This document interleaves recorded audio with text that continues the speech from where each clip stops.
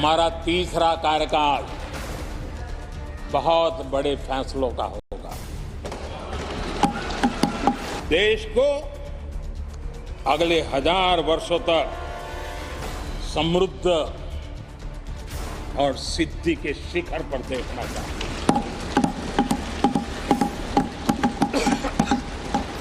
तीसरा कार्यकाल अगले 1000 वर्षों के लिए एक मजबूत नींव रखने का कार्यकाल होगा।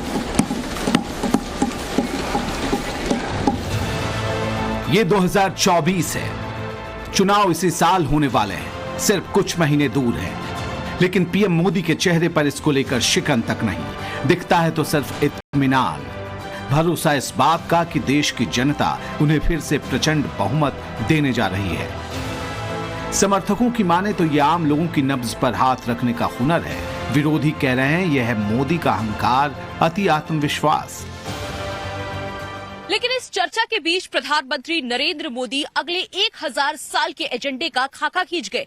बता दिया कि तीसरे कार्यकाल में यानी 2024 से 2029 के बीच उनकी सरकार जो फैसला करेगी उसका असर अगले 1000 साल तक देखने को मिलेगा। पॉलिटिकली मुझे वो सूट करता था, वो सारी चीजें बाहर लाना।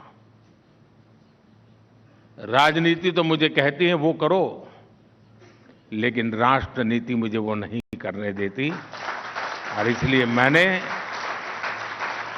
राजनीति का रास्ता छोड़ा, राष्ट्रनीति का रास्ता चुना।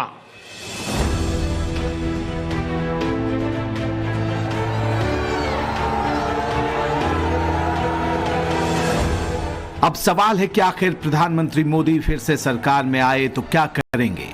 अगर देश में मोदी सरकार 3.0 बनी तो वो क्या फैसले होंगे जो भारत को समृद्धि और सिद्धि के शिखर पर पहुंचाएंगे? ये सवाल इसलिए क्योंकि सरकारें तो 5 साल के एजेंडे पर काम करती हैं, वहीं बड़ी बड़ी संस्थाएं भी 5 साल की ही योजना बनाती हैं। फिर प्रधानमंत्री नरेंद्र मोदी ने 1000 साल का ऐसा कौन सा रोड मैप तैयार कर रखा है जिस पर लगातार काम चल रहा है? जब मैं 1000 साल की बात करता हूं तो बहुत ही समझदारी पूर्वक करता हूं। ये ठीक है कि किसी ने 1000 शब्द कभी सुना नहीं, 1000 दिन का नहीं सुना, तो उसके लिए तो 1000 साल बहुत बड़ी लगती है। मोदी को आखिर 5 साल की जगह 1000 साल आगे के नए भारत का एजेंडा तैयार करने की जरूरत क्यों महसूस हुई? इसका ख्याल क्यों आया? इसे समझने के लिए आपको उस नर्सरी में ले चलते हैं जिसके बारे में मोदी कहते हैं कि उन्होंने यही देशभक्ति सीखी, भारत के लिए जीना मरना सीखा। ये नर्सरी कुछ और नहीं, राष्ट्रीय स्वयंसेवक संघ है, जिसे आरएसएस भी कहते हैं। पीएम मोदी 8 साल की उम्र में पहली बार संघ की शाखा में पहुंचे और स्वयं सेवक बने। फिर 20 साल की उम्र में प्रचारक बन गए। अब आरएसएस का प्रचारक होने का मतलब समझिए। संघ के प्रचारक का मतलब ऐसे कार्यकर्ता से है जो पारिवारिक जीवन को पूर्ण रूप से छोड़कर सिर्फ देश हित की सेवा का संकल्प ले चुका हो।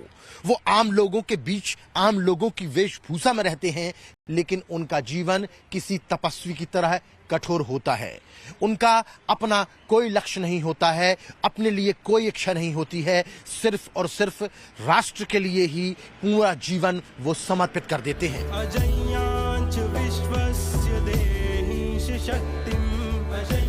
आरएसएस की नींव 1925 में रखी गई थी। दिन विजयादशमी का था और मकसद था एक ऐसे भारत के निर्माण का जो अजय शक्ति से भरा हो, यानी जिसकी तरफ कोई आंख उठाकर भी देख ना पाए। आरएसएस के संगठन सूत्र का सबसे बड़ा मकसद धर्म की रक्षा करते हुए भारत को परम वैभव के शिखर पर पहुंचाने की है।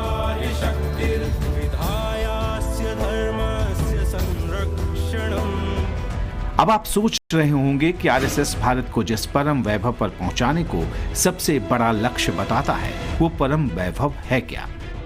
अब इसे समझिए, जिससे आप पीएम मोदी के 1000 साल आगे के एजेंडे को बेहतर ढंग से समझ पाएंगे। संघ की भारत के परम वैभव की कल्पना एक ऐसे देश से है जो समृद्धि के शिखर पर हो, जहां दूर दूर तक गरीबी ना हो, समता हो, भेदभाव ना हो, कोई कमजोर नहीं हो, सबके लिए मौके हो, रोजगार की कमी नहीं हो, यानी एक ऐसा भारत जिसे कभी सोने की चिड़िया के रूप में जाना जाता था। ये स्वर्ण भूमि था, सोने की चिड़िया वाला देश था, वहीं हमें वापस जाना है और उसका जो एक दृष्टि से बीजारोपण है इस अमृतकाल में होना है। पहली बार तीसरी लगातार सिंगल पार्टी मैंडेट आने से एक मौका मिलता है, एक तरह का रनवे होता है। जब हवाई जहाज में आप जाते हैं, हवा में उड़ता है तो एक रनवे चाहिए होता है, अचानक नहीं उड़ सकता है। तो ये जो रनवे है बहुत लंबा रनवे मिला है, इसीलिए भारत में पहली बार ऐसी सोच आई है कि हम 100 साल 50 साल नहीं सोचेंगे, 1000 साल आगे सोचेंगे। यानी प्रधानमंत्री मोदी 2024 से 2029 के बीच कई ऐतिहासिक फैसले लेने के रोड मैप पर काम कर रहे हैं। चुनाव में महाविजय को लेकर वे निश्चिंत हैं। अब हमारी सरकार का तीसरा कार्यकाल भी बहुत दूर नहीं है। ज्यादा से ज्यादा 100-125 दिन बाकी है और अब की बार